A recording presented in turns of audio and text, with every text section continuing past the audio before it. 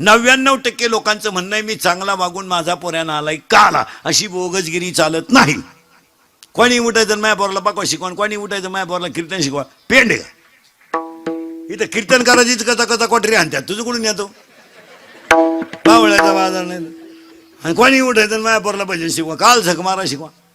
बाप रामायण सांगतो पोऱ्या दुसऱ्याच गावातून सीता घेऊन येतो.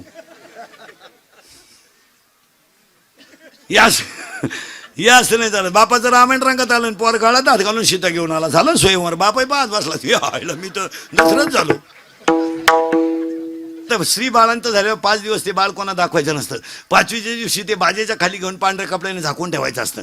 उघडं राहिलं तर ते हेकणं होत असतं. म्हणून त्याच्या आईच्या उशाला पाटा वरोटा साबर ठेवावं लागतं.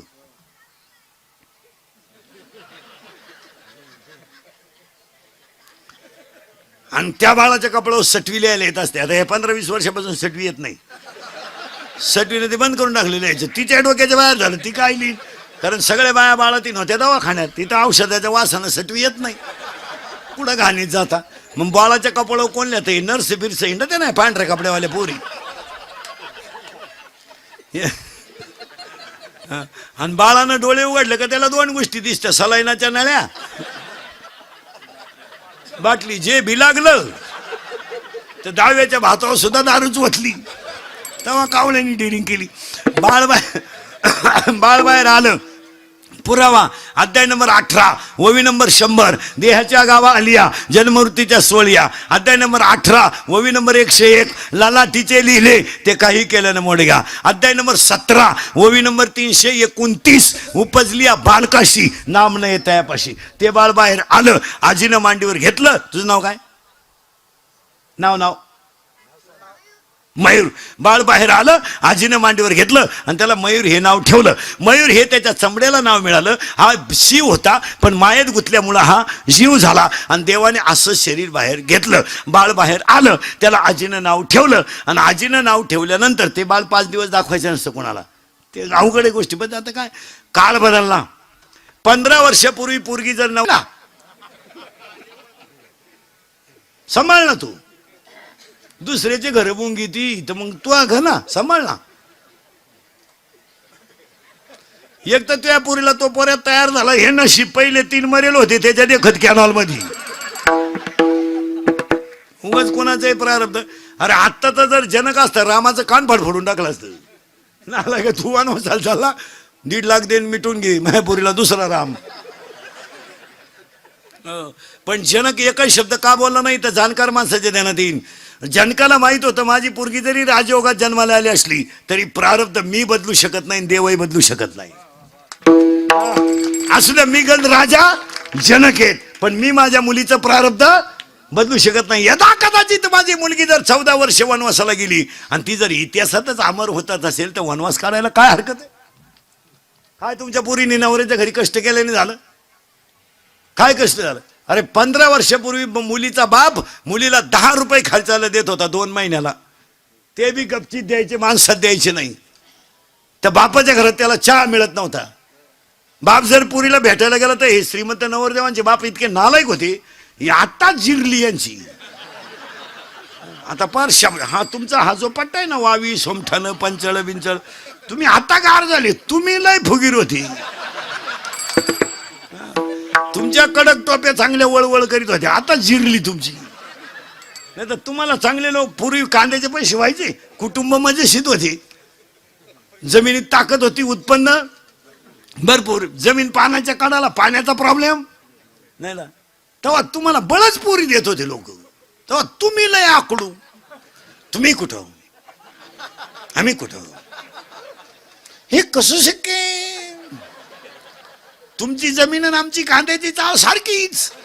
आता कशी जिरली? आता का कोंबड्याचा नाही तो का चांद्याच्या चाळीत?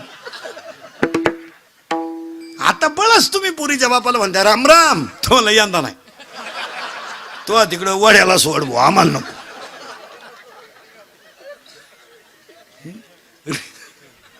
रे आता हे 2-4 वर्षापासून जेवढे लग्न चालेत ना, टोटल लग्नाचा खर्च पुरीचा बाप करतोय. आता पोऱ्याचा बाप, पुरीचा बाप आता खिशात हातच घालत नाही. त्यानं इंद्रिकडचं कीर्तन ऐकल्यामुळे ते हुशार झाले. ते आता डायरेक्ट म्हणते मी साहेब हो. पोराचा बाप म्हणा अख्खा आपलं. आता उलट्या पुरीचा बाप मस्त तुरा काढून कार्यालयात हिंडतोय, भरपूर जेवा, लय दिसना नालायक सापडलाय हाना. पुरीनो तुमच्या बापाच्या दारात आहे ना अशी रांग लागणार आहे 2-3 वर्षात, मुलगी द्या मुलगी द्या मुलगी द्या. फक्त तोवर तुम्ही घरात राहिल्या पाहिजे, नाही तर रांग लागायच्या अंगणात आणि तुम्ही सापडायच्या धबधब्याखाली. काय उपयोग आहे? रेंज गेली काही पोरांची, रेंज पाहुणे येईन, काहींचा तर डिस्प्लेच गेला, चित्रच दिसा. सावध व्हा, चला थोडं पुढं. बाळ बाहेर आलं, आजीने मांडीवर घेतलं, त्याला मयूर हे नाव ठेवलं इथं आपण होतो. आणि आल्यानंतर त्या बाळाला अशा काही गोष्टी दिल्या की त्याने बदल करायचा. शरीर तो टाकलाय कुणाला? मायेला. मूळ कोण येतो? ब्रह्म. जरा सावध. आणि एक वाक्य सांगा, परमार्थ अवघड नाही. आमच्या महाराज मंडळीने अवघड केला, अवघड वाक्य बोलायचे. लोक धोत्रावाले आणि फेटेवाले पाहायचे आणि इकडून अवघड वाक्य बोलायचे. ब्रह्म कुंडली घुसलं, तू ताण नको करू, कुंडलीलाही करू नको तुलाही करू नको. वेद इतका सोपा आहे, वेद इतका सोपा आहे, वेद इतका सोपा आहे की तो आपण अवघड केलाय. नाही तर वेळ ज्ञानोबरायाने अख्खा वेद, ज्ञानोबरायाने अख्खा वेद 27 अभंगामध्ये लिहिला. 27 अख्खा वेद. देवाची द्वारी ते सर्व सुख गोडी एवढे ग्रंथ अभंग जर ज्याने पाठ केले त्याला वेद वाचायची गरज नाही. यावर तुमचं मत काय? कुंडलिक डोळा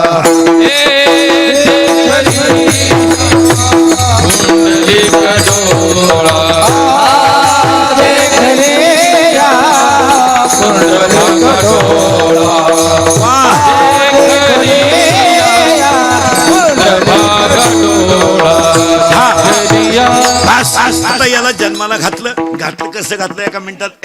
हा मागच्या याला कसं जन्माला घातलं, जन्माला एका मिनिटात घालून दाखवतो. देवाला एकट्यानं नव्हतं कर म्हणजे एका मिनिटात बाळही बनवून दाखवतो तुम्हाला, पटकन गोठाळाच नको. देवाने याला खाली घालायचं कशाला ठरवलं? फक्त याच्याजवळ ज्ञान असं दिलं का याला देव बोंबाल. देव पाहायचं नाही, यानं देव व्हायचं. हा कसा तयार केला एका मिनिटात.